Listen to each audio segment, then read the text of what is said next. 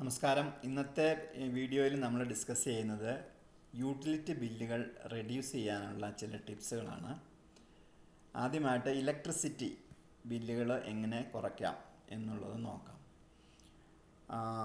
നമ്മൾ ഇപ്പോഴും നമ്മുടെ വീടുകളിലൊക്കെ ട്രഡീഷണൽ ഇൻകാൻഡസെൻറ്റ് ബൾബുകൾ ഉപയോഗിക്കുന്നുണ്ടെങ്കിൽ അത് റീപ്ലേസ് ചെയ്ത് എനർജി എഫിഷ്യൻ്റ് ആയിട്ടുള്ള LED അല്ലെങ്കിൽ CFL ബൾബുകൾ ആക്കുക.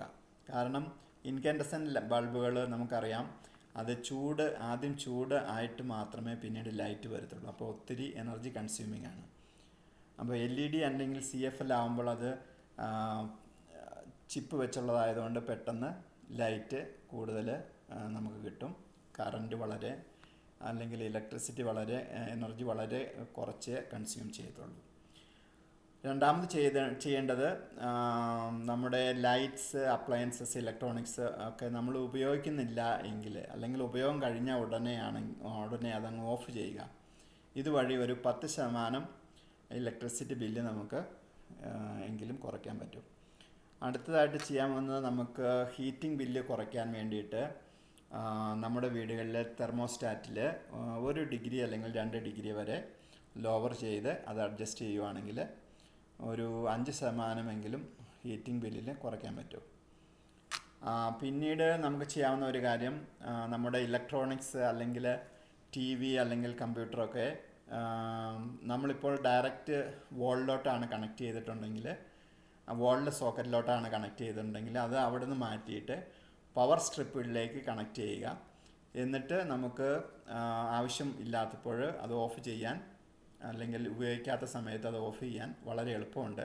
ഇപ്പോൾ വാളിലെ സോക്കറ്റിൽ എപ്പോഴും കണക്റ്റഡായിട്ട് കിടക്കുമ്പോൾ നമ്മൾ യൂസ് ചെയ്യുന്നില്ലെങ്കിൽ പോലും അതിൻ്റെ എനർജി അല്പം നമ്മൾ ആ അപ്ലയൻസസ് കൺസ്യൂം ചെയ്യാൻ സാധ്യതയുണ്ട്. ഇനി നമുക്ക് ചെയ്യാവുന്ന ഒരു കാര്യം എന്താണെന്ന് വെച്ച് കഴിഞ്ഞാൽ, തെർമോസ്റ്റാറ്റ് അപ്ഗ്രേഡ് ചെയ്ത് അത് സ്മാർട്ട് തെർമോസ്റ്റാറ്റ് ആക്കി മാറ്റുക. അപ്പോൾ നമുക്ക് ഈ സ്മാർട്ട് തെർമോസ്റ്റാറ്റ് നമ്മുടെ തന്നെ സ്കെഡ്യൂളും നമ്മുടെ പ്രിഫറൻസും ഒക്കെ ലേൺ ചെയ്ത് അതനുസരിച്ച് ഒപ്റ്റിമൈസ് ചെയ്യാനും, അല്ലെങ്കിൽ കൂളിങ്ങും ഹീറ്റിങ്ങും ഒക്കെ അതിൻ്റെ യൂസേജൊക്കെ ഒപ്റ്റിമൈസ് ചെയ്യാനുള്ള ഒരു സിസ്റ്റം അതിനകത്തുണ്ട്. നമ്മൾ അതിൻ്റെ ടോട്ടൽ കൺട്രോളിൽ ഉണ്ടായിരിക്കും നമ്മൾ. അപ്പം അത് സ്മാർട്ട് തെർമോസ്റ്റാറ്റ് ആക്കുകയാണെങ്കിൽ വളരെയധികം നല്ലതാണ്. എനിക്ക് തോന്നുന്നു ഒരു $325 ആ റേഞ്ച്, ആ ഡോളർ $325 റേഞ്ചിലായിരിക്കും ഇത് അവൈലബിൾ ആയിരിക്കുക. അടുത്തത് നമുക്ക് വാട്ടർ ബില്ല് എങ്ങനെ കുറയ്ക്കാമെന്ന് നോക്കാം.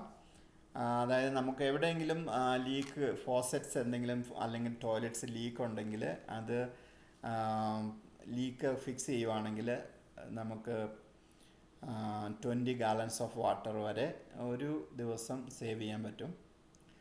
അതുപോലെ തന്നെ ഫിക്സ്ചേഴ്സ്, ഷവർ ഹെഡ്സ് അല്ലെങ്കിൽ ടോയ്ലറ്റ്സിലൊക്കെയുള്ള ഫിക്സ്ചേഴ്സ് ലോ ഫ്ലോ ആക്കുകയാണെങ്കിൽ, ലോ ഫ്ലോ ഫിക്സ്ചേഴ്സ് ഇൻസ്റ്റാൾ ചെയ്യുകയാണെങ്കിൽ നമുക്ക് വാട്ടർ യൂസേജ് റെഡ്യൂസ് ചെയ്യാൻ പറ്റും. അതുപോലെ നമുക്ക് ചെയ്യാവുന്ന ഒരു കാര്യം, നമ്മൾ ഷവർ എടുക്കുമ്പം കുറച്ച് ദൈർഘ്യം കുറയ്ക്കുക, ഷോർട്ടർ ആക്കുക. ഇപ്പോൾ ഒരു 10 മിനിറ്റ് കുളിക്കുന്നവർ അതൊരു 8 മിനിറ്റ് ആക്കുക. അപ്പോൾ നമുക്ക് അത് കുറച്ച് വാട്ടർ നമുക്ക് സേവ് ചെയ്യാൻ പറ്റും. അപ്പം എല്ലാ ഫാമിലി മെമ്പേഴ്സും അത് ശ്രദ്ധിക്കുകയാണെങ്കിൽ up to 10 gallons of water വരെ ഒരു ദിവസം സേവ് ചെയ്യാൻ പറ്റും. പിന്നീട് നമുക്ക് ചെയ്യാവുന്ന ഒരു കാര്യം, വെള്ളം വളരെ എഫിഷ്യൻ്റായിട്ട് ഉപയോഗിക്കാൻ വേണ്ടിയിട്ട് നമുക്ക് ചെയ്യാവുന്ന ഒരു കാര്യം എന്താണെന്ന് വെച്ച് കഴിഞ്ഞാൽ, വാട്ടർ എഫിഷ്യൻ്റ് ആയിട്ടുള്ള വാഷിംഗ് മെഷീൻ ഉപയോഗിക്കുക.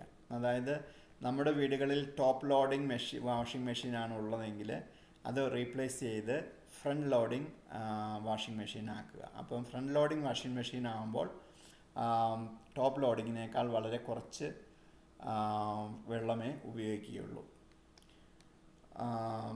പിന്നെ നമുക്ക് ചെയ്യാവുന്ന എന്താണെന്ന് വെച്ച് കഴിഞ്ഞാൽ, മഴക്കാലത്ത് ഒരു ബാരലിൽ റെയിൻ വാട്ടർ നമ്മൾ കളക്ട് ചെയ്യുവാണെങ്കിൽ അതിന് റെയിൻ വാട്ടർ ഹാർവെസ്റ്റിംഗ് എന്നാണ് പറയുന്നത്.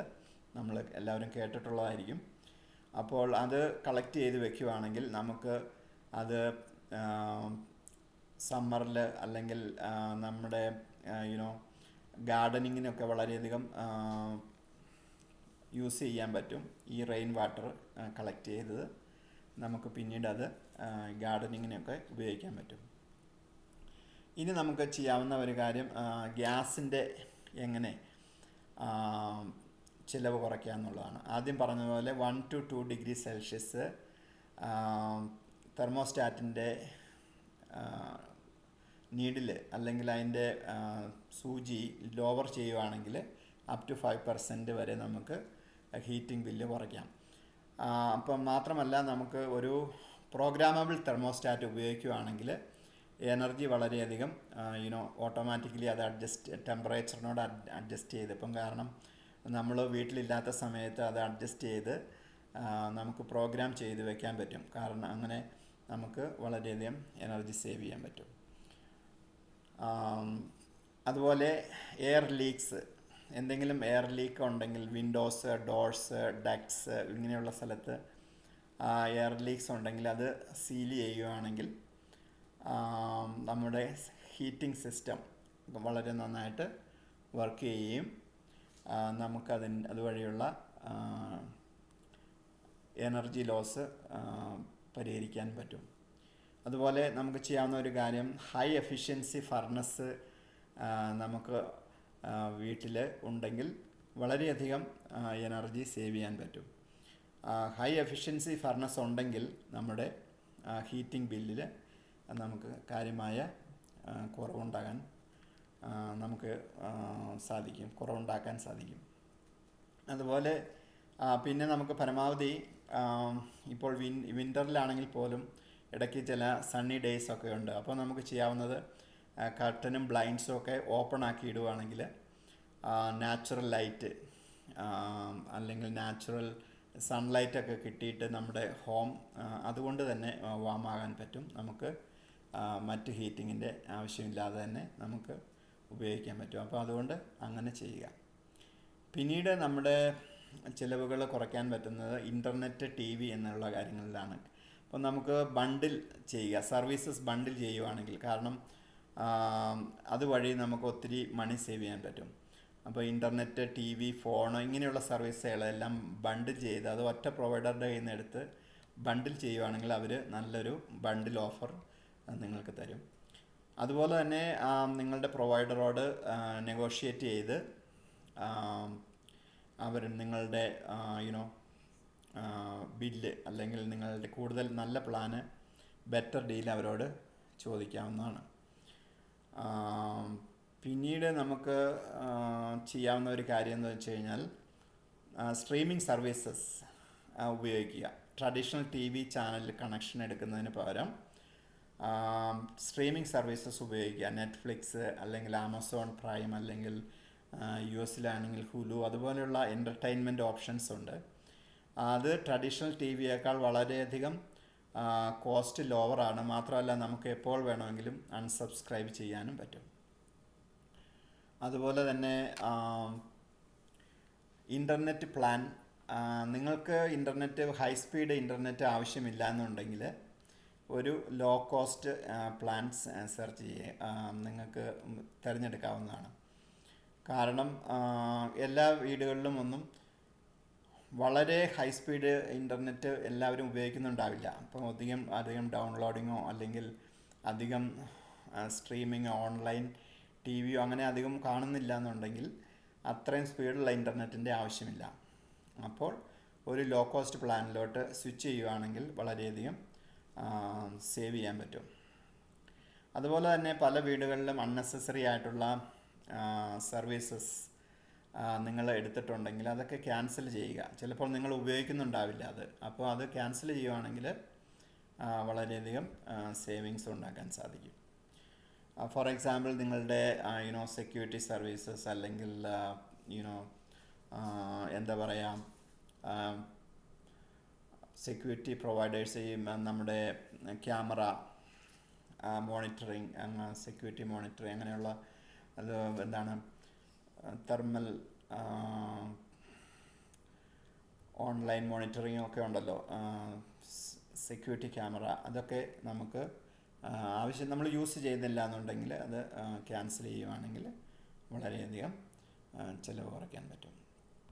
പിന്നെ ചില അഡീഷണൽ ടിപ്സ് കൂടി പറയുവാണെങ്കിൽ, അല്ലെങ്കിൽ ഇതെങ്ങനെ നമുക്ക് നമ്മുടെ എനർജി എങ്ങനെ സേവ് ചെയ്യാമെന്ന് ടോട്ടലി ഒന്ന് പഠിക്കണമെന്നുണ്ടെങ്കിൽ നമ്മുടെ വീട്ടിൽ തന്നെ ഒരു ഏതെങ്കിലും ഒരു സർട്ടിഫൈഡ് എനർജി ഓഡിറ്ററെ വിളിച്ചു വരുത്തിയിട്ട് അവരെ കൊണ്ട് ഒരു എനർജി ഓഡിറ്റ് ചെയ്യിക്കുക.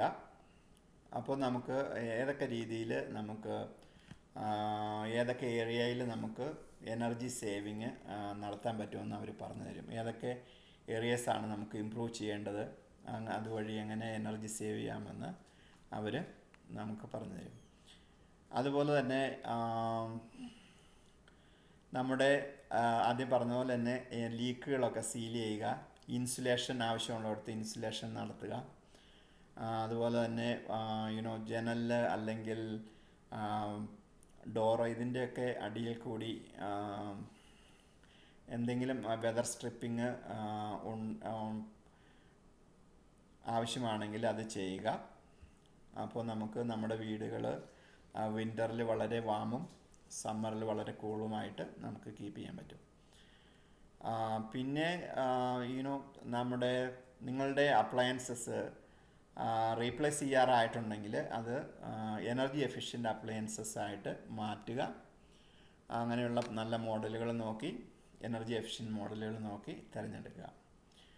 അതുപോലെ തന്നെ ഇതിനൊക്കെ പുറമെ നമുക്ക് ചെയ്യാവുന്ന ഒരു കാര്യം,